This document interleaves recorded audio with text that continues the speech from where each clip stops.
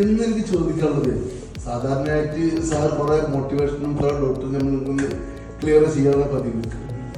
അപ്പം ഇപ്പം എനിക്ക് ചോദിക്കാനുള്ളത്, ഈ ഇന്ത്യയിൽ നിന്ന് കുറെ സർവീസ് പ്രൊവൈഡർ സർവീസും പുറത്തേക്ക് പോകുന്നുണ്ട്.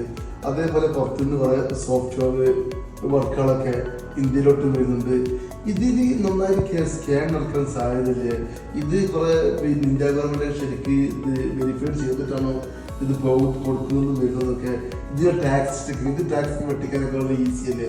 അതേപോലെ തന്നെ കുറെ ഇന്റേൺഷിപ്പിൽ തന്നെ കുട്ടികളെ റിക്രൂട്ട്മെന്റ് ചെയ്യുന്നത്, അവരെ മാക്സിമം യൂട്ടിലൈസ് ഉപയോഗപ്പെടുത്തുന്ന ട്രെയിനിങ് ഇങ്ങനെ പറയാൻ ആളല്ല. പക്ഷെ ഇങ്ങനെ ഉണ്ടാകുന്ന സ്കാമായിട്ട് അവർക്ക് ചെറിയ ശമ്പളങ്ങളും ഇതൊക്കെ കിട്ടുന്നത്. പക്ഷെ ഈ കുട്ടികൾ തന്നെ, ഈ സ്റ്റാഫുകൾ തന്നെ ഈ ഒരു കൊല്ലം കഴിഞ്ഞാൽ ആകെ ടോട്ടൽ മാറുന്നു. അത് നിലനിൽക്കുന്നതായിട്ട് കുറവാണ്. നിലനിൽക്കുന്നുണ്ടോ? സാധാരണ ഐ ടി കമ്പനി വർക്ക് ചെയ്തതല്ലേ, ഞാൻ വിദേശത്തായിരുന്നു.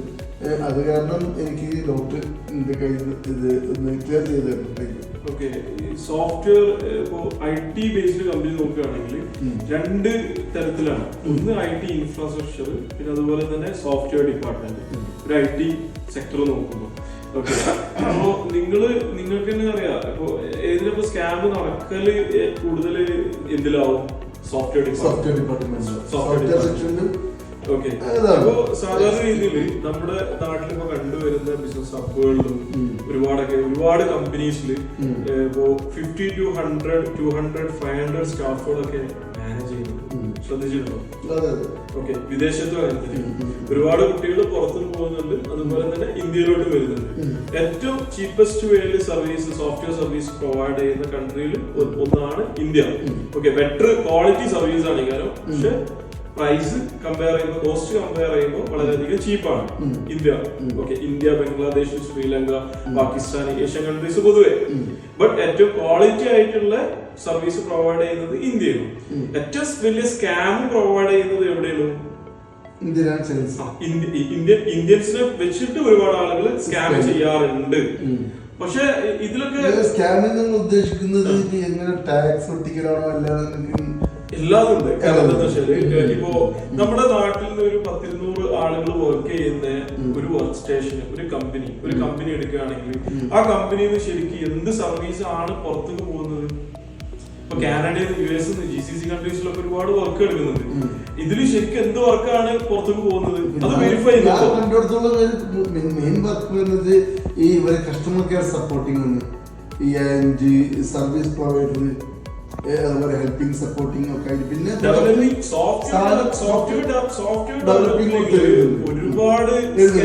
ഒരുപാട് സ്കാം എന്ന് പറഞ്ഞാല് ഇന്ത്യൻ ഗവൺമെന്റ് ശരിക്കും ഒരു ഇൻവോയ്സ് GCC കൺട്രിന്നോ അല്ലാന്നുണ്ടെങ്കിൽ ഇപ്പോ യൂറോപ്യൻ കൺട്രീസിനോ, കാനഡന്നോ, ഓസ്ട്രേലിയ, അമേരിക്ക, ഇങ്ങനെയുള്ള കൺട്രികളിൽ നിന്ന് ഒരു ഇൻവോയ്സ് ഇന്ത്യയിലോട്ട് വരികയാണ്. ആ ഇൻവോയ്സ് നമ്മൾ ഇവിടുന്ന് ഒരു ഇൻവോയ്സ് അങ്ങോട്ട് അയക്കുകയാണ്. ആ ഇൻവോയ്സിൽ എന്ത് സർവീസ് ആണ് കൊടുത്തത് എന്നുള്ളത് ഇന്ത്യൻ ഗവൺമെന്റ് അപ്രൂവ് ചെയ്യുന്നുണ്ടോ? അത് മാത്രമല്ല, ഈ ഒരു സോഫ്റ്റ്വെയർ ഡെവലപ്പ് ചെയ്യുമ്പോൾ ഇതിന്റെ പ്രൈസ് കാൽക്കുലേഷൻ എങ്ങനെ നടക്കുന്നത്? കാരണം തോന്നിപ്പോ നമുക്ക് പൈസ നമുക്ക് സോഫ്റ്റ്വെയർ ഡെവലപ്പ് ചെയ്യാനും ഇത് എന്തുമാത്രം എഫോർട്ട് ഉണ്ട്, ഇത് ആരൊക്കെ വേണമെന്നും എങ്ങനെയൊക്കെ. പക്ഷെ ഇതിന്റെ പ്രൈസ് വരുമ്പോൾ ഇത് നമ്മൾക്ക് തോന്നിയ പ്രൈസ് ആണ് കൊടുക്കണോ? ഇത് നമ്മൾ സർജറി നടത്തുന്ന പോലെ സർജറി 8 മണിക്കൂർ ഡ്യൂട്ടി, 8 മണിക്കൂർ ഡ്യൂട്ടിക്ക് മാക്സിമം ഒരു ആവറേജ് ഒരാളെ കൂലി നോക്കുകയാണെങ്കിൽ ഏറ്റവും ബെസ്റ്റ് 1000 രൂപ, 5000 എടുത്താൽ സോഫ്റ്റ്വെയർ കമ്പനി ചെയ്യുന്നത് യഥാർത്ഥത്തിൽ അവേഴ്സ് ബേസ് ആണ്. അവേഴ്സ് ബേസ് ആണെന്നുണ്ടെങ്കിൽ നമുക്കിപ്പോ നോർമലി ഒരു ചെറിയൊരു കേസ് എടുക്കാം. ഇപ്പൊ ഒരു വെബ് ചെയ്യാൻ പറയും. ഇപ്പൊ സ്റ്റാറ്റിക്, ഹൈബ്രിഡ്, ഡൈനാമിക്, ഒരുപാട് തരത്തിലുള്ള ഡോക്യുമെന്റ്സ്, വലിയ തരത്തിലുള്ള വെബ് കാര്യങ്ങളൊക്കെ ക്രിയേറ്റ് ചെയ്യും, വലിയ പ്രോജക്റ്റ്. ഇത് അവേഴ്സ് ബേസ്ഡ് ആണ്. അതിൽ വർക്ക് ചെയ്യുന്ന ആളുകൾ ഇപ്പൊ ഒരു ഡെവലപ്പർ ആണ്, ഇപ്പൊ ജാവാസ്ക്രിപ്റ്റ് ചെയ്യുന്ന ആളുകൾ, അതേപോലെ പൈതൺ, ഇതിന്റെ ബാക്ക് എൻഡ്, ഫ്രണ്ട് എൻഡ് ഇതൊക്കെ ചെയ്യുന്ന ആളുകൾക്ക് അവേഴ്സ് ബേസ്ഡ് ആണ് എന്ത് ചെയ്യാം, ചാർജ് ചെയ്യുക. ഓക്കെ, അങ്ങനെയാണ് ഐ ടി കമ്പനി അതിന് ചാർജ് ചെയ്യുക. കമ്മീഷൻ ബേസ് അല്ല.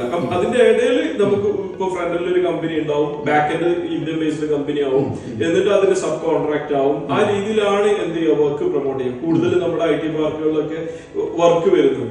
പക്ഷെ നമുക്കിവിടെ സ്കാം നടക്കുന്ന കാര്യങ്ങൾ എന്താന്ന് വെച്ചാല്, അവര് എന്ത് തരത്തിലുള്ള വർക്കാണ് പ്രൊവൈഡ് ചെയ്യുന്നത്, അത് ഇന്ത്യൻ ഗവൺമെന്റ് അപ്രൂവ് ചെയ്യുന്നുണ്ടോ, അതൊന്നും കൂടെ ക്ലാരിറ്റി വരുത്തണം. പിന്നെ എന്തിനാണ് ഇത്ര കുട്ടികൾ ഒരു IT ഫേമിൽ വർക്ക് ചെയ്യുന്നുണ്ട്, ആ IT ഫേമിൽ വർക്ക് ചെയ്യുന്ന കുട്ടികൾക്ക് അതിന് ആപ്റ്റ് ആയിട്ടുള്ള സാലറി കിട്ടുന്നുണ്ടോ, ഇന്റേൺഷിപ്പിന് എടുത്തിട്ട് യൂട്ടിലൈസ് ചെയ്യാം. ഏകദേശം നമുക്കൊന്ന് കാൽക്കുലേറ്റ് ചെയ്യാം. ഇപ്പൊ ഏതൊരു IT ഫേം നമ്മൾ വലിയ വലിയ ഇപ്പോ ഇവിടെ ഉള്ള ബിസിനസ് ലോഞ്ചുകളിലൊക്കെ എടുത്തു കഴിഞ്ഞാൽ, ബിസിനസ് ഹബുകളിലൊക്കെ എടുത്തു കഴിഞ്ഞാൽ അവിടെ IT ഫേമുകളിൽ കറക്റ്റ് ആയിട്ട് കുട്ടികൾക്ക് സാലറി കൊടുക്കുന്നത് ഒരു 20,000 25,000 മാക്സിമം. ഓക്കെ, ബട്ട് ബാംഗ്ലൂരൊക്കെ നല്ല നല്ല കമ്പനീസ് നല്ല എമൗണ്ട് കൊടുക്കുന്നുണ്ട്. പക്ഷെ നമ്മുടെ കേരളത്തിലുള്ള കാര്യമാണ് പറയുന്നത്. മിസ്യൂസ് ചെയ്യപ്പെടുന്നത് കുട്ടികളെ വർഷം കൊണ്ട് ഒരുപാട് വർഷങ്ങൾ ഒരുപാട് കുട്ടികൾ അവിടെ പെട്ടുപോകുന്നവരുണ്ട്. അതേപോലെ തന്നെ ഈ നമ്മള് ഈ ചെറിയ ബാംഗ്ലൂർ ഇന്ത്യൻ കേരളത്തിൽ തന്നെ ആയാലും നമ്മുടെ നാട്ടിൽ തന്നെ ആയാലും ഈ ചെറിയ IT കമ്പനികൾക്ക് ഹ്യൂജ് എമൗണ്ട് അവർക്ക് സാലറി പ്രൊവൈഡ് ചെയ്യുന്നുണ്ട്. ഇപ്പൊ ഞങ്ങൾക്ക് ഞാനൊക്കെ വിദേശത്തായിരുന്നു. അപ്പൊ നമ്മൾ വിദേശത്ത് പോകാൻ കാരണം വെച്ചാൽ നമ്മൾക്കൊരു സഫീഷ്യന്റ് സാലറി കിട്ടാത്തതുകൊണ്ടാണ്. വർക്കെന്ന് പറഞ്ഞാൽ കിട്ടുന്നില്ല. അതുകൊണ്ട് നമ്മൾ കാനഡ, UK, US, ഓസ്ട്രേലിയയിലൊക്കെ ഡിപ്പെൻഡ് ചെയ്ത് പോകുന്നത്. പക്ഷെ ഇവിടെ തന്നെ ഇവര് ഈ ചെറിയ വർക്കിന് ചുറ്റും 2 ലക്ഷം 3 ലക്ഷം 5 ലക്ഷം വരെ പ്രൊവൈഡ് ചെയ്യുന്നത്. ഇത് ശരിക്കും ഇവര് കിട്ടുന്നുണ്ടോ അല്ലെങ്കിൽ സ്കാം നടത്താനാണോ? അങ്ങനെയുള്ള IT ഫേംസ് യഥാർത്ഥത്തില് ഒരു കുട്ടിന്റെ സാലറി അധികം ഒരു 50-30 സ്റ്റാഫ് വരുന്ന ഒരു കമ്പനി എടുക്കാം. അതില് ചെയ്യുന്ന ഒരു സ്കാം ആണ്, നമ്മൾ അറിയപ്പെടുന്ന ഒരു സ്കാം ആണ്. കുട്ടികൾക്കുള്ള സാലറി ഏകദേശം 20,000 ആവും കുട്ടികൾക്ക് കൊടുക്കുന്നുണ്ടാവുക. ആ കുട്ടിക്കുള്ള സാലറി ഏകദേശം ഒരു പെർ ഹെഡ് സ്പെൻഡ് ചെയ്യുന്നത് ഒരു 1 lakh 2 lakh ഒക്കെ സ്പെൻഡ് ചെയ്യുന്നുണ്ടാവും. അവന്റെ യാത്രാ ചെലവുകൾ, ആ യാത്ര ചെയ്തിട്ടുണ്ടോ ഇല്ല എന്നുള്ളത് ഒരിക്കലും ഗവൺമെന്റ് നോക്കുന്നില്ല. അപ്പൊ ആ കുട്ടിന്റെ പേരിൽ ചിലപ്പോൾ ബാംഗ്ലൂർ സ്റ്റേ ചെയ്യാൻ പോയി, അല്ലാന്നുണ്ടെങ്കിൽ ദുബായി പോയി, GCC കൺട്രി പോയി എക്സ്പ്ലോർ ചെയ്യാൻ പോയി, അല്ലെങ്കിൽ വർക്ക് സ്റ്റേഷൻ എന്ന് പറഞ്ഞിട്ട് പുറത്തിരുന്നിട്ട് വർക്ക് ചെയ്യാൻ പോയി. ഇതിനൊക്കെ വലിയ എമൗണ്ട് എക്സ്പെൻസ് കാണിക്കും എന്നുള്ളതാണ്. ആ കുട്ടി ശരിക്കും അത് അറിഞ്ഞിട്ടുണ്ടാവില്ല. അപ്പോ അത്തരത്തിൽ ചാൻസ് ഉണ്ട്, ഓഫ് കോഴ്സ്. കാരണം പുറത്തുനിന്ന് GCC നോട്ട് ഷുവർ. കാരണം ഇങ്ങനെയൊക്കെ സ്കാം, കാരണം GCC എന്നൊക്കെ ഒരുപാട് വലിയ എമൗണ്ട് ബില്ല് ചെയ്യപ്പെടും. ഓക്കെ, ഈ ബില്ല് ചെയ്യപ്പെടുന്നത് എന്തിനാണ്? ശരിക്കും അങ്ങനെ ഒരു സർവീസ് ആ IT ഫേമിന് പോയിട്ടുണ്ടാവില്ല. ഓക്കെ, ചാൻസ് കൂടുതൽ. അപ്പൊ ബ്ലാക്ക് മാനിപ്പുലേറ്റിംഗ്, അപ്പൊ ബ്ലാക്ക് വൈറ്റ് ആക്കുക എന്നുള്ള കോൺസെപ്റ്റ്. അപ്പൊ ഇങ്ങനെ ഈ ബ്ലാക്ക് വൈറ്റ് ആക്കുമ്പോ അതിലുള്ള എമൗണ്ട് ഈ കുട്ടിന്റെ പേരിൽ യാത്രാ ചെലവുകളും ഇങ്ങനെയുള്ള എമൗണ്ടുകളൊക്കെ ഇട്ട് അത് എക്സ്പെൻസ് ആയി കാൽക്കുലേറ്റ് ചെയ്യാന്നുള്ളതാണ്. പിന്നെ വളരെ ചീപ്പായിട്ട് കാണപ്പെടുന്നതാണ് കുട്ടികളുടെ പേരിൽ ഒരു 1 lakh 2 lakh ഒക്കെ സാലറി കൊടുത്തിട്ട് യഥാർത്ഥത്തിൽ ആ കുട്ടിക്ക് 20,000 ഉണ്ടാവുള്ളൂ. എന്നിട്ട് അവന്റെ അക്കൗണ്ടിൽ ഇട്ടിട്ട് തന്നെ ബാക്കിയുള്ള എമൗണ്ട് ഇങ്ങോട്ട് വിഡ്രോ ചെയ്തിട്ട് ഇപ്പൊ ബ്ലാക്ക് വൈറ്റ് ആയാലും റിയാലിറ്റി ചെയ്യപ്പെടാൻ ചാൻസ് കൂടുതലാണ്. ഇതൊക്കെയാണ് ഇതിന്റെ പോസിബിലിറ്റി. ഇതൊക്കെ ശരിക്ക് ഇവിടെ ഉള്ള ഓഡിറ്റ് ചെയ്യുന്ന ആളുകൾ ഇതിന് സപ്പോർട്ട് ചെയ്യുന്നുണ്ട് എന്നുള്ളതാണ്. എല്ലാതും ഒരിക്കലും, കാരണം ഒരു IT ഫേം ആണെന്നുണ്ടെങ്കിൽ ആ IT ഫേമിൽ എത്ര എംപ്ലോയീസ് വർക്ക് ചെയ്യുന്നുണ്ട്, അതിന്റെ പ്രോജക്റ്റ് അപ്രൂവ് ചെയ്യല്, അതിന്റെ സർവീസ് അപ്രൂവ് ചെയ്യല്, ഇങ്ങനെയുള്ള കാര്യങ്ങളൊക്കെ ഒന്നും കൂടെ ഒപ്റ്റിമൈസ് ചെയ്യപ്പെടണം എന്നുള്ളതാണ്, ഒന്നും കൂടെ അനലൈസ് ചെയ്യണം.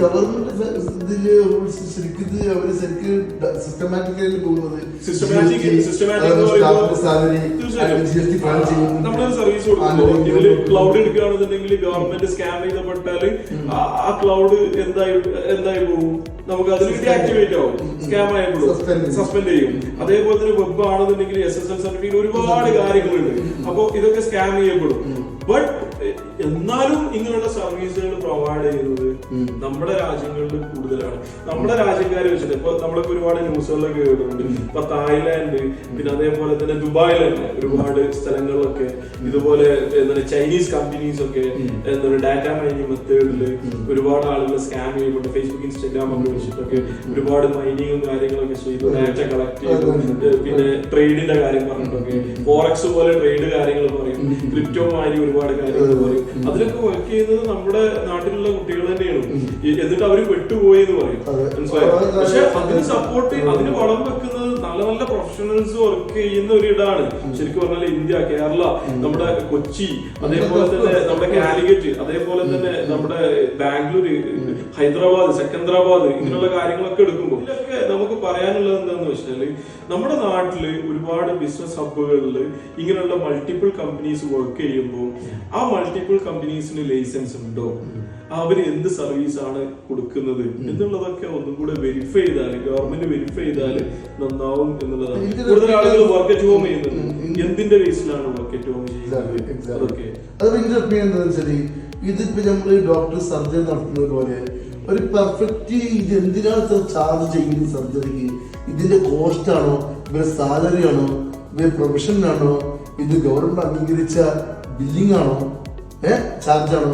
ഇതേപോലെ തന്നെ എങ്ങനെ നമുക്ക് ഇതേപോലെ തന്നെ നമ്മൾ സോഫ്റ്റ്വെയർ ഡെവലപ്പ് ചെയ്യാൻ അതിന്റെ എമൗണ്ട് നിശ്ചയിക്കുന്നത് ആരാണ്? ഓട്ടോമാറ്റിക്കലി കോമൺ ഒരു സ്റ്റാൻഡേർഡ് പ്രൈസ് ആണോ, അല്ലെങ്കിൽ ഇവർ തമ്മിൽ മിച്ചർ സ്റ്റാൻഡേർഡ് ഒരു റേറ്റ് പറഞ്ഞിട്ട് അത് അംഗീകരിക്കുകയാണോ? അതേപോലെ തന്നെ നമുക്ക് ഇന്റേൺഷിപ്പിന് കുട്ടികൾ എടുക്കുമ്പോൾ ഒരു സ്റ്റാൻഡേർഡ് പ്രൈസ് ഒരു ഫിക്സ് ചെയ്യേണ്ടതിൽ കാര്യമില്ലേ?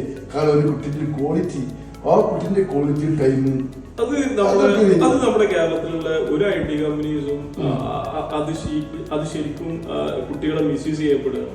കാരണം വെറും കുട്ടികൾക്ക് ഒരു ലേഡീസ് ആണെന്നുണ്ടെങ്കിൽ നല്ലോണം അവരെ കൊണ്ട് കഷ്ടപ്പെടിപ്പിക്കും.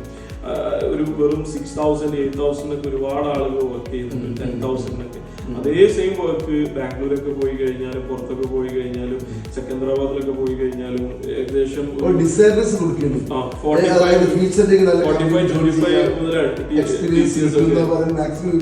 മാക്സിമം യൂട്ടിലൈസ് ചെയ്യും നമ്മുടെ നാട്ടിൽ. പിന്നെ ഇങ്ങനെയുള്ള ഒരുപാട് സ്കാം നടക്കുന്നുണ്ട്. പിന്നെ നിങ്ങൾ ഈ പറഞ്ഞ പോലെ എന്താണ് സർവീസ് കൊടുക്കുന്നത് എന്നുള്ളത്, ഈ സർവീസ് കൊടുക്കുമ്പോൾ അതിന്റെ പ്രപ്പോസലിൽ ഇത്ര അവേഴ്സ് ഇന്നെ എംപ്ലോയീസ് വർക്ക് ചെയ്യുന്നുണ്ട് എന്നുള്ള പ്രപ്പോസലൊക്കെ ആദ്യം IT കമ്പനീസ് കൊടുക്കുന്നുണ്ട്. എന്നിട്ടൊക്കെയാണ് ഈ കൊട്ടേഷൻ വരുന്നത്. പക്ഷെ ഈ കൊട്ടേഷൻ വന്നിട്ട് ഇങ്ങനൊരു സർവീസ് ആണ് പോകുന്നുണ്ടല്ലോ, ഞാൻ പറയുന്നത് ആ പോകുന്ന സർവീസ് കറക്റ്റ് ആയിട്ട് ഗവൺമെന്റ് വെരിഫൈ ചെയ്യണം എന്നുള്ളതാണ്. കാരണം ഇവിടെ ഇല്ലീഗൽ ആയിട്ട് ഒരുപാട് ആക്ടിവിറ്റീസ് നടക്കുന്നുണ്ട്, ഒരുപാട് ചാൻസ് കൂടുതലാണ്. ഓക്കെ, അപ്പോ അതിലൊന്നും നമ്മുടെ കുട്ടികള് ഇതാണ് ലോകം എന്നാണ്. കാരണം നമുക്കൊക്കെ എക്സ്പീരിയൻസ് ഉള്ളതാണ്. നമ്മൾ വിചാരിക്കും നമ്മളിവിടെ കോഴിക്കോട് പോയാലും എറണാകുളം പോയാലും ഇതൊക്കെയാണ് നമ്മുടെ ലോകം എന്നുള്ളതാണ്. ഇതല്ല നമ്മുടെ ലോകം. സാറിന്റെ അടുത്ത പ്രൊജക്ട് ഇപ്പൊ പുതിയ ഇപ്പൊ ഫത്തോറ GPT അത് ലോഞ്ച് ചെയ്ത് ഒത്തിരി വൈറ്റ് ലേബിൾ പോകുന്നുണ്ട്, സൗദി ബേസ്ഡ് അക്കൗണ്ട് ബേസ് ആയിട്ട് ഒത്തിരി ഏൺ ചെയ്യുന്നുണ്ട്. ഞാനൊരു പാർട്ട് ഓഫ് ദ വർക്ക് ചെയ്തിരുന്നു. പക്ഷേ സാറിന്റെ അടുത്ത ഒരു പ്രോഡക്റ്റ് ലോഞ്ച് ചെയ്യുന്നുണ്ട്, PS മെഷീന് അതേപോലെയുള്ള. സാറിന്റെ അടുത്ത പ്രൊജക്ട് ഇപ്പൊ എന്താണ് ഈ IT-ലുള്ള? നമ്മൾ ഇതുവരെ ഫത്തൂറ GPT എന്ന് പറഞ്ഞ കോൺസെപ്റ്റ് അത് സർവീസ് ഓറിയന്റഡ് കമ്പനികളും അതേപോലെ വലിയ വലിയ ട്രേഡിങ്ങും പിന്നെ അതുപോലെ തന്നെ service oriented construction based manufacturing ഇങ്ങനെയുള്ള കമ്പനീസിനാണ് കൂടുതൽ. ഓക്കെ, ഇതിന്റെ ശരിക്കുള്ള യാഥാർത്ഥ്യം എന്താണെന്ന് വെച്ചാൽ ഓൾറെഡി ഇത് നമ്മുടെ സൗദിക്കും മിഡിൽ ഈസ്റ്റ് ഇപ്പൊ ഇവിടെയൊക്കെയാണ് നമ്മൾ ഫോക്കസ് ചെയ്യുന്നത്. ഇപ്പൊ ഈ ഒരു പ്രോഡക്റ്റ് നമ്മൾ ഫോക്കസ് ചെയ്യുമ്പോൾ സൗദിയിലാണ് ഇത് ഫോക്കസ് ചെയ്യുന്നത്. അപ്പൊ സൗദിയിൽ ഓൾറെഡി ഇത് രജിസ്റ്റേർഡ് ആണ് ഈ ഒരു പ്രോഡക്റ്റ്. ഓക്കെ, അല്ലാതെ നമുക്ക് അവിടെ ഇത് ചെയ്യാൻ പറ്റില്ല. ഓക്കെ, പിന്നെ അതോടൊപ്പം ഇത് ഇന്ത്യൻ കമ്പനിയാണ്. അപ്പൊ ഇന്ത്യൻ കമ്പനി ആവുമ്പോൾ ഇന്ത്യയിലും നമ്മളിത് ഓൾറെഡി രജിസ്റ്റേർഡ് ആണ്. അപ്പോഴാണ് നമുക്ക് ഈ പ്രോഡക്റ്റ് ഇവിടെ ഇരുന്നുകൊണ്ട് അങ്ങോട്ട് സെല് ചെയ്യാൻ പറ്റുള്ളൂ. മനസ്സിലായോ? അപ്പൊ ഇനി നമ്മുടെ അടുത്ത പ്രോഡക്റ്റ് ലോഞ്ച് ചെയ്യുന്നതും നമ്മൾ അത്തരത്തില് ഒരു ഇപ്പോ ഈ പറഞ്ഞതിനേക്കാളും വ്യത്യസ്തമായിട്ട് നമ്മൾ ചെയ്യുന്നത് നമ്മളിപ്പോ ഈ ഫാർമസി, റെസ്റ്റോറന്റ്, സൂപ്പർ മാർക്കറ്റ്, അപ്പോ വാക്കിംഗ് കസ്റ്റമേഴ്സ് കൂടുതലുള്ള ഇടങ്ങളിൽ. അപ്പൊ ഇതൊക്കെ ശരിക്കും ടാക്സ് ഒക്കെ നമ്മളാണ് ആദ്യം ചെയ്തു കൊടുക്കേണ്ടത്. ഇതിനൊക്കെ ഇങ്ങനെ പ്രോപ്പർ ആയിട്ട് ടാക്സുകൾ ഫയൽ ചെയ്യുന്നതും GST ഇതേപോലുള്ള കാര്യങ്ങള് ഇതൊക്കെ സ്കാം കുടുങ്ങാതെ ചാൻസ് കിട്ടാതെ നിങ്ങൾ പ്രൊട്ടക്ട് ചെയ്യുക, അവയർനെസ് നിങ്ങൾ എങ്ങനെ കൊടുക്കുന്നത്? തീർച്ചയായിട്ടും നല്ല ക്വസ്റ്റ്യൻ ആണ്. ഇപ്പോ ഇങ്ങനെയുള്ള IT കമ്പനീസ് വർക്ക് ചെയ്യുമ്പോൾ നമ്മളിപ്പോ വിദേശത്തേക്ക് നമ്മളൊരു സർവീസ് കൊടുക്കുകയാണെന്നുണ്ടെങ്കിൽ അപ്പൊ വിദേശ അക്കൗണ്ടിൽ നിന്ന് നമ്മുടെ കമ്പനി അക്കൗണ്ടിലേക്ക്, നമ്മുടെ നാട്ടിലുള്ള കറന്റ് അക്കൗണ്ടിലേക്ക് എമൗണ്ട് വരുമ്പോൾ ആ എമൗണ്ടിന് ടാക്സ് ഇല്ല എന്നുള്ളതാണ്. ഓക്കെ, അതാണ് ഇതിന്റെ യാഥാർത്ഥ്യം. അപ്പോ അതാണ് ഞാൻ ഇതിന്റെ മുന്നേ നിങ്ങളോട് വ്യക്തമാക്കിയത്. കാരണം വെച്ചാൽ പേഴ്സണൽ അക്കൗണ്ടിൽ നിന്നും കറന്റ് അക്കൗണ്ടിൽ നിന്നും നമ്മുടെ നാട്ടിലുള്ള കറന്റ് അക്കൗണ്ടിലേക്ക് എന്ത് ചെയ്യാൻ പറ്റും? എമൗണ്ട് സെൻഡ് ചെയ്യാൻ പറ്റും സർവീസ് ബേസിൽ. ഇൻവോയ്സ് കൊടുക്കുകയാണെന്നുണ്ടെങ്കിൽ പക്ഷെ അതിന് ഇൻവോയ്സ് വേണം. അപ്പൊ അതിനൊരു പ്രൂഫ് വേണം. ഇപ്പൊ നമ്മളിതൊക്കെ എന്ന് പറഞ്ഞാൽ നമ്മൾ കൊടുക്കുന്ന ഈ ഇൻവോയ്സിംഗ് സോഫ്റ്റ്വെയർ ആണ്, ഓൾറെഡി രജിസ്റ്റേർഡ് ആണ്. നമ്മൾ കൊടുക്കുന്ന പ്രൂഫും കാര്യങ്ങളൊക്കെ നമ്മളെടുത്ത് നമ്മുടെ ഡാറ്റാബേസും കാര്യങ്ങളൊക്കെ നമ്മൾ എടുത്തിട്ടുണ്ട്. അതും പ്രൊട്ടക്റ്റഡ് ആവണം എന്നുള്ളതാണ്. പക്ഷെ ഈ പേരും പറഞ്ഞ് ഒരുപാട് ആളുകൾ നമ്മുടെ നാട്ടിൽ എന്ത് ചെയ്യുന്നുണ്ട്? കമ്പനികൾ റൺ ചെയ്യുന്നുണ്ട്. ബ്ലാക്ക് വൈറ്റ് ആക്കാൻ വേണ്ടിയിട്ടുള്ള. അപ്പൊ ചാൻസ് കൂടുതലാണ്. അപ്പോ ഇത്തരത്തില് നമ്മൾ ഈ പറഞ്ഞ കാര്യങ്ങൾ തന്നെ ഇപ്പോ നമ്മൾ കൊടുക്കുന്നത് ചില്ലറ ചെറിയ ചെറിയ എമൗണ്ടുകളാണ്. പക്ഷെ ഇതിൽ നിന്ന് മാസം തോറും ഒരു 20 lakhs 30 lakhs അല്ലെങ്കിൽ 1 crore മില്യൺസ് ഇതിലൂടെ വൈറ്റ് ആക്കുന്ന ഒരുപാട് ഫ്രണ്ട് എൻഡിൽ നിൽക്കുന്ന ഒരുപാട് കമ്പനീസ് വരെ ഉണ്ടാവാം. ചാൻസ് കൂടുതലാണ്. കാരണം അല്ലാതെ ഒരിക്കലും നമ്മളിപ്പോ എപ്പോഴും ഫോക്കസ് ചെയ്യേണ്ടത് എന്താണെന്ന് വെച്ചാല് നമ്മള് മീഡിയാസിലൊക്കെ നിറഞ്ഞു നിൽക്കുന്ന വലിയ വലിയ ബ്രാൻഡ്സ് ഉണ്ടല്ലോ, IT ഫേംസ്, പവേർഡ് ബൈ, അതേപോലെ നമുക്ക് ഡിജിറ്റൽ പാർട്ട്ണർ എന്നുള്ള കോൺസെപ്റ്റിലൊക്കെ നിൽക്കുന്ന ഒരുപാട് കമ്പനീസിലൊക്കെ നമുക്ക് കാണാനുണ്ടാവും. പക്ഷെ അങ്ങനെയൊക്കെയുള്ള കമ്പനികൾക്ക് ശരിക്കും അത്ര റവന്യൂ ഉണ്ടോ എന്നുള്ളത് കേരള ഗവൺമെന്റും നമ്മുടെ ഗവൺമെന്റും ശരിക്കും പരിശോധിക്കും.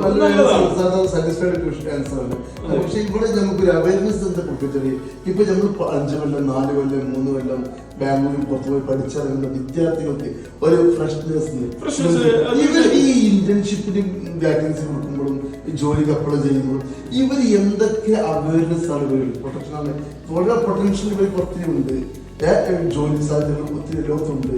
അപ്പൊ ഇവർ ഇത് എടുക്കുമ്പോൾ ഇവർ എങ്ങനെ സ്കാം ചെയ്യാതെ ഇവരെങ്ങനെ യൂട്ടിലൈസ് ചെയ്യാതെ ഇവർക്ക് റൈറ്റ് വാല്യൂ അപ്ലൈ ചെയ്തിട്ട് ആ റൈറ്റ് ബെനിഫിറ്റോട് കൂടിയിട്ട് ഇവർക്ക് പ്രൊട്ടക്ഷനിലായിട്ട് എങ്ങനെ ഇതിന് അപ്ലൈ ചെയ്യുന്നത്, അങ്ങനെ സമീപിക്കേണ്ടത് അപ്രോച്ച്? തീർച്ചയായിട്ടും നല്ല ക്വസ്റ്റ്യനാണ്. നമ്മള് ജോബിന് അപ്ലൈ ചെയ്യുമ്പോൾ നമ്മൾ എപ്പോഴും നോക്കേണ്ടത് നമുക്കൊരു ക്വാളിറ്റി ഉണ്ട്. നമ്മളൊരു IT ഫേമിൽ കിടക്കുകയാണ്, നമ്മളൊരു ഫ്രഷർ ആണെന്നുണ്ടെങ്കിലും നമ്മൾക്ക് ജന്മന എന്തെങ്കിലുമൊക്കെ ഒരു കഴിവുണ്ടോ? ഓക്കെ, ഇപ്പൊ മാത്സിൽ നല്ല സ്കിൽ ഉണ്ടാവും, ഇപ്പൊ പ്രോഗ്രാം സ്കില്ലിംഗ് ഉഷാറാവും. പണ്ടത്തെ പോലെയല്ല, ഇപ്പൊ പൈതണും കാര്യങ്ങളൊക്കെ മാത്സ് സ്കില്ല് നല്ല, സ്റ്റാറ്റിക്സിലൊക്കെ നല്ല സ്കിൽ ഉള്ളവർ പൈതണൊക്കെ സിമ്പിൾ ആയിട്ട് കോഡ് ചെയ്യാൻ പറ്റും. ഇപ്പൊ അങ്ങനെ ഒന്നും കൂടെ സിംപ്ലിഫൈ ചെയ്യും. ഓക്കെ, ബട്ട് അപ്പോ പിന്നെ ചില ആളുകൾക്ക് ക്രിയേറ്റീവ്സ് ആയിരിക്കാം, നല്ല നല്ല ക്രിയേറ്റീവ്സ്. അപ്പോ IT ഫേം എന്ന് പറഞ്ഞാൽ ഒരുപാട് ഡെസ്റ്റിനേഷൻസും ഒരുപാട് രീതിയിലുള്ള പൊസിഷൻസും വരുന്ന ഫേമാണ് IT ഫേം എന്ന് പറഞ്ഞാല്. അതില് ശരിക്കും പറഞ്ഞാൽ നല്ല രീതിയിൽ തന്നെ പ്രോജക്ട് ബേസിൽ അവർക്ക് എന്തിനാണോ സ്കില്ലുള്ളത് ആ സ്കില്ലിന്റെ ബേസിലുള്ള ഒരുപാട് കാര്യങ്ങൾ എന്ത് ചെയ്യും, ഹയറിംഗ് നടക്കുന്നുണ്ടാവും. അപ്പോൾ നമുക്കൊരു IT കമ്പനി അപ്രോച്ച് ചെയ്യുമ്പോൾ നമുക്ക് അറിയാൻ പറ്റും നമ്മളതിൽ ക്വാളിഫൈഡ് ആവുമോ എന്നുള്ള കാര്യങ്ങളൊക്കെ. അപ്പൊ ആ രീതിയിൽ ജെന്യൂൻ ആയിട്ടുള്ള ഇന്റർവ്യൂകൾ മാത്രം നമ്മൾ അറ്റൻഡ് ചെയ്യുക. പക്ഷെ ജെന്യൂൻ ആണെന്ന് തോന്നിപ്പിക്കും ചില ഇന്റർവ്യൂകൾ. പക്ഷെ ആ കമ്പനിയിൽ ശരിക്കും പറഞ്ഞാൽ നമ്മൾ ഒരു 2 days വർക്ക് ചെയ്താൽ നമുക്ക് മനസ്സിലാവും, അല്ലെങ്കിൽ 4 day മാക്സിമം 4 day വർക്ക് ചെയ്താൽ നമുക്ക് മനസ്സിലാവും. ഒരിക്കലും ഇതില് യാഥാർത്ഥ്യം എന്താണെന്ന് വെച്ചാല് ഒരു കമ്പനിയും നമ്മളെ എന്തായാലും ഒരു കാര്യം നമ്മള് ലേൺ ചെയ്ത് തരൂല. കമ്പനി നമ്മളെ ലേൺ ചെയ്യാന്നല്ലാതെ ഒരു ഫ്രഷേഴ്സിനെ ലേൺ ചെയ്യാന്നല്ലാതെ യൂട്ടിലൈസ് ചെയ്യുക ഒരിക്കലും കമ്പനി നമുക്കൊന്നും ലേൺ ചെയ്ത് തരില്ല. അതിന്റെ യാഥാർത്ഥ്യമാണ്. നമ്മൾ എന്തെങ്കിലും കോഴ്സ് എടുത്തിട്ട് പഠിക്കുക, ഒരിക്കലും ഇന്റേൺഷിപ്പ് എന്നുള്ള കോഴ്സിലൊന്നും പോവാതിരിക്കുക. മാക്സിമം സർട്ടിഫൈഡ് ആയിട്ടുള്ള കോഴ്സ് പഠിക്കുക, എന്നിട്ട് നമ്മൾ ഏതെങ്കിലും കമ്പനികൾക്ക് ആ സർവീസ് നമ്മൾ പ്രൊവൈഡ് ചെയ്യുക, അതിന്റെ ക്യാഷ് എടുത്തിട്ട് നമ്മളെ പോക്കറ്റിൽ ഇടുക. ഒരിക്കലും ഒരു കമ്പനിയും ഒരു IT ഫേമും നമ്മൾക്കൊന്നും തരില്ല. നമ്മളിങ്ങനെ കാണപ്പെടും, വലിയ വലിയ കമ്പനീസ് ഇങ്ങനെ പറയും നമ്മൾ ഈ ഇന്റേൺഷിപ്പ് കഴിഞ്ഞ് ഇവിടുന്ന് എനിക്ക് വളരെയധികം വലിയൊരു സർവീസാ കിട്ടിയതെന്നൊക്കെ പറയും. അതും നമ്മൾ പറയുന്നത് കേൾക്കുന്നത് IIM-ലും NIT-ലൊക്കെ ഉള്ള കുട്ടികളാണ്.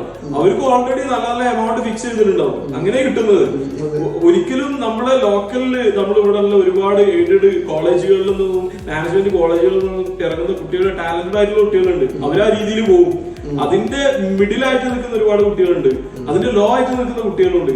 ആ ലോ ആയിട്ട് നിൽക്കുന്ന കുട്ടികൾക്ക് എന്തെങ്കിലും സ്കില്ല് കിട്ടി കഴിഞ്ഞാല് അബ്ദുള്ള മാക് നിങ്ങളൊന്ന് എക്സ്പ്ലോർ ചെയ്ത് നോക്കി, എങ്ങനെ ഉണ്ടാവും? അബ്ദുള്ള മാക് നിങ്ങള് ദുബായിൽ പോയ ടൈമില് അബ്ദുള്ള കെ മാക് നിങ്ങൾ ദുബായിൽ പോയ ടൈമില് നിങ്ങൾക്ക് മാക്കിന്റെ സർവീസ് നിങ്ങൾ പഠിച്ചതിൽ നിന്ന് നിങ്ങൾ എക്സ്പ്ലോർ ചെയ്തപ്പോഴാണ്, എക്സ്പീരിയൻസ് വന്നപ്പോഴാണ് നിങ്ങൾക്ക് 3ഓളം ബ്രാഞ്ചും കാര്യങ്ങളൊക്കെ അല്ലേ. അപ്പോ നമ്മൾ മനസ്സിലാക്കേണ്ടത് നമ്മൾ ഈ കാറ്റഗറിയിൽ 3 കാറ്റഗറികളുണ്ട്. അതായത് ഏറ്റവും സ്കിൽഡ് ആയിട്ടുള്ള ആളുകൾ, അവർ ഓൾറെഡി റിട്ടേൺ ചെയ്യും. മിഡിൽ നിൽക്കുന്ന ആളുകൾ, ഒന്ന് അൺസ്കിൽഡ് ആയി, എപ്പോഴും കോളേജ് ബേസിൽ അൺസ്കിൽഡ് ആയിട്ടുള്ള ആളുകളുണ്ടാവും.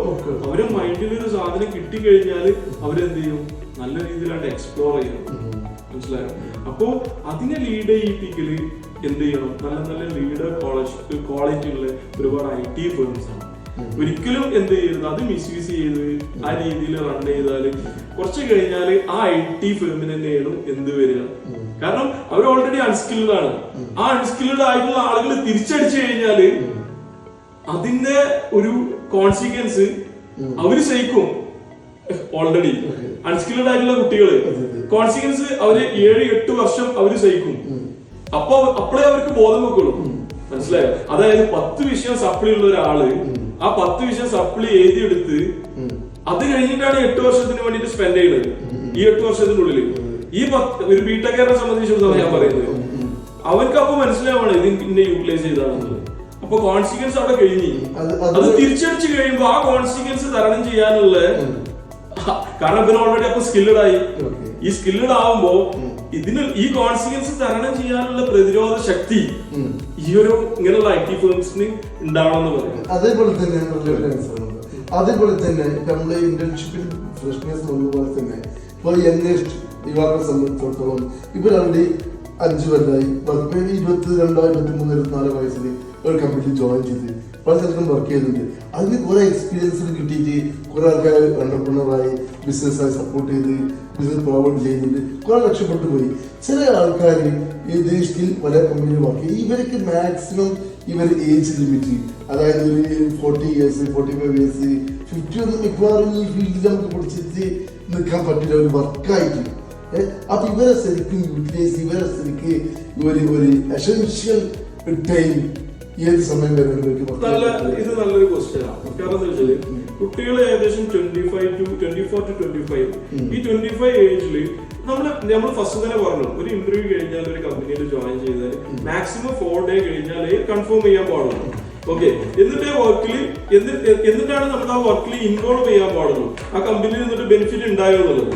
ഓക്കെ, ജമ്പ് ചെയ്തുകൊണ്ടിരിക്കണം, കമ്പനി ജമ്പ് ചെയ്തോണ്ട്. സപ്പോസ് നമുക്കിതിൽ മെയിൻ പ്രയോറിറ്റി ഒരു കാര്യം നോക്കാം. അതായത് ഇപ്പൊ നമ്മൾ കമ്പനി ഇങ്ങനെ ജമ്പ് ചെയ്തുകൊണ്ടിരിക്കണം. ഓരോ കമ്പനികളും മാക്സിമം ഒരു 6 months അല്ലെങ്കിൽ 1 year കഴിഞ്ഞാൽ 2 year കഴിഞ്ഞാൽ നമ്മൾ ജമ്പ് ചെയ്തുകൊണ്ടിരിക്കണം. അപ്പോഴാണ് നിങ്ങൾ പറഞ്ഞ പോലെ നമ്മളൊരു ഓണ്ടർപ്രണർ ആവുന്നത്. പിന്നെ ഇതിൽ വേറൊരു ഘട്ടം തരാം. വേറൊരു ഘട്ടം എന്ന് പറഞ്ഞാല് നമ്മളിപ്പോ 45 ഒരു മാക്സിമം പോയാൽ 50 വരെ നമ്മളെ കരിയർ കഴിഞ്ഞു. അപ്പൊ ഒരു 30 വയസ്സ് വരെ, ഒരു 30 years വരെ നമുക്ക് മാക്സിമം ലേൺ ചെയ്യാന്നുള്ളതാണ്. ലേൺ ചെയ്യാം. 30 to 40 നമ്മൾ എന്ത് ചെയ്യണം? അധ്വാനിക്കണം, വർക്ക് ചെയ്യണം. ഓക്കെ, അപ്പൊ 40 to 50 നമ്മൾ ഇരുന്നിട്ട് നമ്മളൊരു ഓണ്ടർപ്രണർ ആണ്. ഓക്കെ, 50 നമ്മൾ എന്ത് ചെയ്യാൻ പാടുള്ളൂ? നമ്മൾ ഇരുന്നോണ്ട് പൈസ ഉണ്ടാക്കണം. ഇതാണ് കറക്റ്റ് സ്ട്രക്ചർ. പക്ഷെ ഈ ഒരു സ്ട്രക്ചറിനെ ഒരുപാട് ആളുകൾ മിസ്യൂസ് ചെയ്യപ്പെടുന്നുണ്ട്. കാരണം അതാണ് സ്കാം എന്ന് ഉദ്ദേശിക്കുന്നത്. കാരണം അതിന്റെ കോൺസിക്വൻസ് അവരെ വിചാരം എന്താന്ന് വെച്ചാല് അവർ ഓൾറെഡി ഇൻസ്റ്റന്റ് മണിക്ക് വേണ്ടിട്ട് ഓടുന്ന ആളുകളാണ്. കാരണം അതിന്റെ കോൺസിക്വൻസ് വലുതാണ്. കാരണം അവർക്ക് 50 അവരെ സംബന്ധിച്ചിടത്തോളം അവർക്ക് ഇൻസ്റ്റന്റ് മണി കിട്ടി, ഓൾറെഡി ആ കുട്ടികളെ ഭാവിയും കൊളാക്കി. ഇതിന്റെ കൂടുതൽ 50 വയസ്സ് കഴിഞ്ഞാല് യങ്സ്റ്ററിനെ പിടിച്ചു നിർത്തുക, എന്റർപ്രണർ ചെയ്യാൻ പറ്റാതെ, ഒരു സംരംഭം തുടങ്ങാൻ പറ്റാതെ ഇവര് EMI ബാക്കിൽ പോവുകയാണ്. ഒരു ഐഫോൺ എടുത്ത് EMI, ലാപ്ടോപ്പ് എടുത്ത് EMI. ഈ കുട്ടികളാവട്ടെ ഇവർ വേറെ ചെയ്യാൻ പറ്റാതെ ഇത് അടച്ചുകൊണ്ടേ ലൈഫ് കാലാകാലം ഇങ്ങനെ പോകുന്നത്. നമുക്ക് എന്താ ചെയ്യാം? നമ്മുടെ കേരളത്തിലുള്ള കമ്പനീസ്, നല്ല കമ്പനീസ് ഉണ്ട്, നല്ല സാലറി ഉണ്ട്, നല്ല കമ്പനീസ് ഉണ്ട് നമ്മുടെ കേരളത്തിൽ.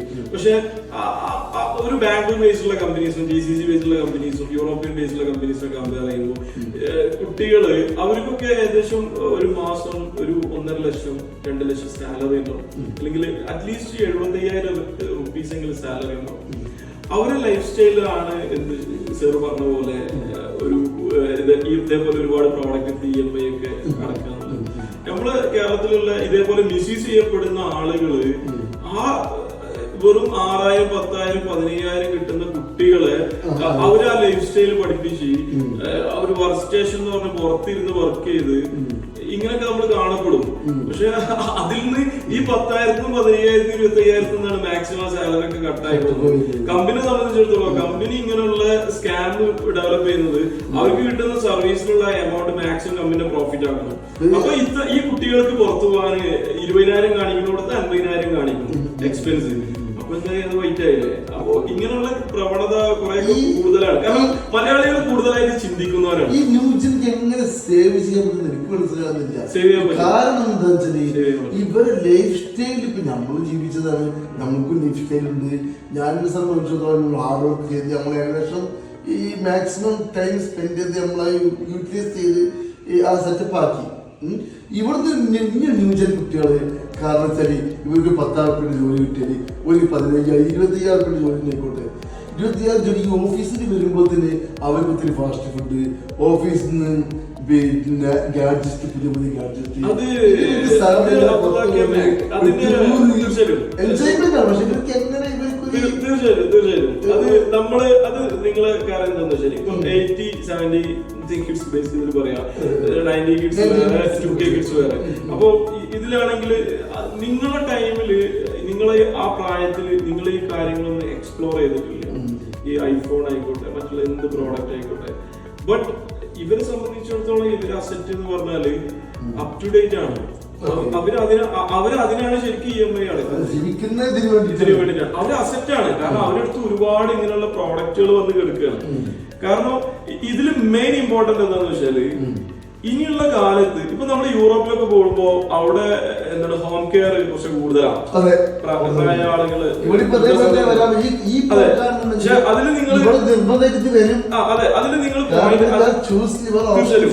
നിങ്ങൾ പോയിന്റ് ചെയ്യേണ്ട ഒരു കാര്യം എന്താന്ന് വെച്ചാല് യൂറോപ്പ് കൺട്രിയില് ഓൾറെഡി അവര് സമ്പാദിച്ച എമൗണ്ട് ആയിട്ടാണ് അവരെന്ത് കൂടുന്നത്. അവര് ഹോം കെയറിൽ പോയിട്ട് സ്റ്റേ ചെയ്യും. ഒരിക്കലും അവരുടെ മക്കളെ പൈസ അവര് ഏജ് എത്ര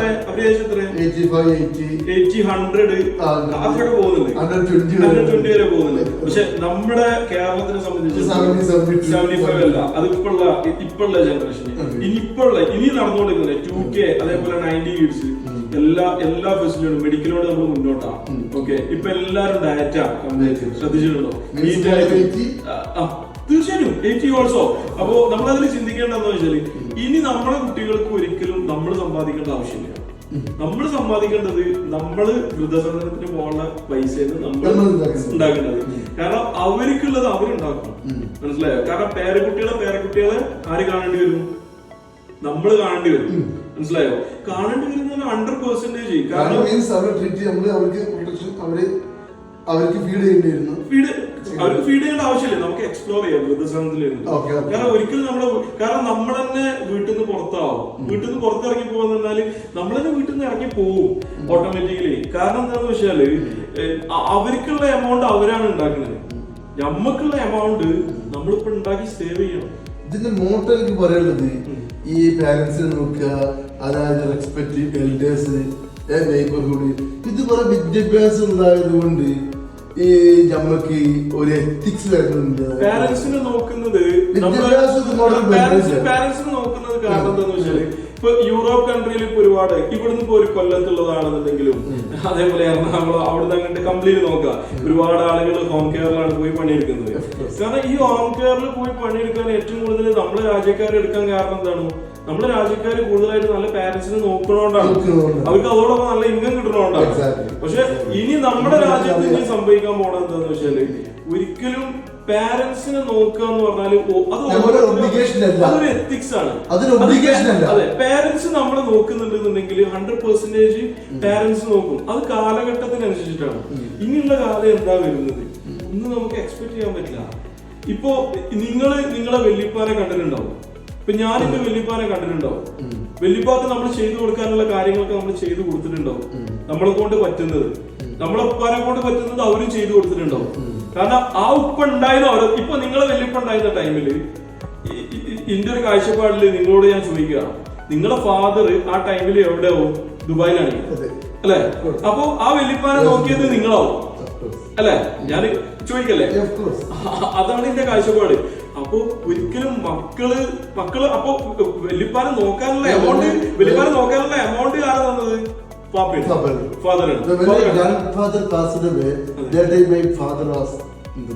ദുബായ്. അതാണ് അപ്പൊ നമ്മളെ സംബന്ധിച്ചിടത്തോളം നമ്മൾ ഉണ്ടാക്കുന്ന എമൗണ്ട് ഇനിയുള്ള കാലഘട്ടത്തില് അത് നമ്മൾക്കുള്ള എമൗണ്ട് ആണ്. ഓക്കെ, അങ്ങനെയാണ് നമ്മൾ ചിന്തിക്കേണ്ടത്. ഒരിക്കലും നമ്മളെ കുട്ടികൾ നമ്മളെ നോക്കുക എന്നുള്ള കോൺസെപ്റ്റ് നമ്മുടെ മൈൻഡിൽ വരാൻ പാടില്ല. കാരണം നമ്മളെ കുട്ടികളെ നമ്മളെപ്പോഴും അവര് നമ്മൾ ഫ്രീ ആയിട്ട് വിടണം. കാരണം ഇതിന്റെ ഇപ്പൊ ഒരുപാട് കാലം മുന്നിൽ ട്രഡീഷണൽ വൈബിൽ പോവാണെന്നുണ്ടെങ്കിൽ നമ്മുടെ ഗ്രാൻഡ് ഫാദർ ചെയ്ത അത്ര കുറ്റകൃത്യങ്ങള് ഒരിക്കലും നമ്മൾ ചെയ്തിട്ടുണ്ടാവില്ല. നമ്മൾ ചെയ്യുന്ന അത്ര കുറ്റകൃത്യങ്ങൾ ഒരിക്കലും നമ്മളെ കുട്ടികൾ ചെയ്യൂല. കാരണം എന്താണ്, കുട്ടികൾ ട്രാക്കഡ് അല്ലേ, കാരണം ഇപ്പൊ അവര് ചെയ്യുന്ന കാര്യങ്ങൾ എന്ന് പറഞ്ഞാൽ എന്തെങ്കിലും ഒരു ചെറിയ കാര്യങ്ങൾ ചെയ്താൽ അപ്പൊ നമ്മള് പിടിക്കപ്പെടുന്നുണ്ട്. അപ്പൊ ഇനിയുള്ള കാര്യങ്ങളില് ആരെ കള്ളന്മാര് 19 kids, 90 kids, 80 kids, 2K kids ഒരിക്കലും എന്തല്ല. പക്ഷെ ഇതിന് അവയർനെസ് കൊടുക്കാൻ എന്റെ അഭിപ്രായത്തിൽ ഇതിന് ബെസ്റ്റ് എഡ്യൂക്കേഷൻ ഒന്നല്ല കൊടുക്കേണ്ടത്.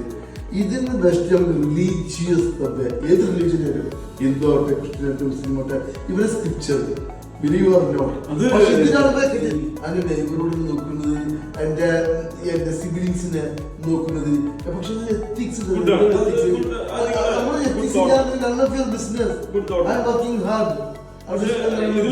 ഇതില് പറയാനുള്ളത് എന്താണെന്ന് വെച്ചാൽ നമ്മളിപ്പോ എ ആക്സെപ്റ്റ് ചെയ്തു, എയൊക്കെ വന്നാൽ എ നമ്മൾ ആക്സെപ്റ്റ് ചെയ്തു. നമ്മള് റിലീജിയസ് ആണെന്നുണ്ടെങ്കിൽ പഠിത്തം കൂടി കഴിഞ്ഞാൽ മതമില്ല എന്ന് പറയും. പക്ഷെ അത് ആരെ കുറ്റാണ്, അത് നമ്മുടെ കുറ്റാണ്. മനസ്സിലായോ? അപ്പൊ നമ്മള് മതം എന്ന് പറഞ്ഞാല് നമ്മൾ എന്ത് ചെയ്യണം, അത് എക്സ്പ്ലോർ ചെയ്യാനുള്ളതാണ്. എക്സ്പ്ലോർ ചെയ്ത് ഡീപ്പായിട്ട് പോയി കഴിഞ്ഞാൽ ജീവിക്കുക എന്നുള്ളതാണ്. അപ്പൊ നമുക്കൊരു ഒരു മെഡിറ്റേഷൻ പവർ കിട്ടും. നമ്മൾ വർക്കിനാണെന്നുണ്ടെങ്കിലും എന്തിനാണെന്നുണ്ടെങ്കിലും നമുക്കൊരു മെഡിറ്റേഷൻ കിട്ടും. നമ്മുടെ ലൈഫിൽ ഒരു താളല്ല എന്നുണ്ടെങ്കിലും ഒന്നിനും ഒരു കാര്യം ഉണ്ടാവില്ല.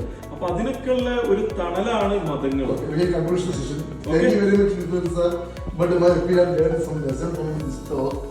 നമ്മൾക്കൊരു ഗോൾ, ജീവിതത്തിൽ ഗോൾ വേണം. ഒരു ലക്ഷ്യമില്ലാതെ നമ്മൾ ജീവിച്ചു കഴിഞ്ഞാൽ നമുക്ക് താളം കിട്ടില്ല. അതുകൊണ്ട് നമ്മൾ റിലീജിയസ് ഏത് മതമായിക്കോട്ടെ, ഏത് റിലീജിയസ്, നമുക്കൊരു വിശ്വാസം, ഒരു റിലീജിയസ്, നമ്മൾ എന്തിനോട് ജീവിക്കും, നമ്മൾ ലൈഫിനോട് നമ്മൾ കൺസെപ്റ്റ് എന്താണ്, നമുക്ക് ഒരു പ്ലാൻ തന്ന് ഉണ്ടാക്കി, ഇതിനൊരു ലക്ഷ്യമുണ്ട്, ഇത് എഴുതാനുള്ളതാണ്, എന്ത് എഴുതണം എന്ന് നമ്മൾ തീരുമാനിക്കുക. അതേപോലെ നമ്മളെ കാഴ്ചക്ക്, കണ്ണിന്, കൈക്ക്, അവയത്തിന്, ബുദ്ധിക്ക്, ഇതൊക്കെ നാളെ റബ്ബിന്റെ മുന്നിൽ, ഗോഡിന്റെ മുന്നിൽ നമ്മൾ അക്കൗണ്ടബിൾ, ചോദ്യം ചെയ്യപ്പെടും. അങ്ങനെ ഒരു വിശ്വാസം ഉള്ളവർക്ക് മാത്രമേ കറക്റ്റായിട്ടൊരു ലക്ഷ്യത്തിന് സഞ്ചരിക്കാൻ പറ്റുള്ളൂ, ഒരു എത്തിക്സ് കിട്ടുള്ളൂ. എൻ്റെ ഒരു അഭിപ്രായ personal, my opinion, my expect. Thank you very much sir, very informative answer you gave me. Thank you very much. I appreciate your knowledge and knowledge. Thank you very much. Thank you very much. Next session. Okay. Thank you. Bye.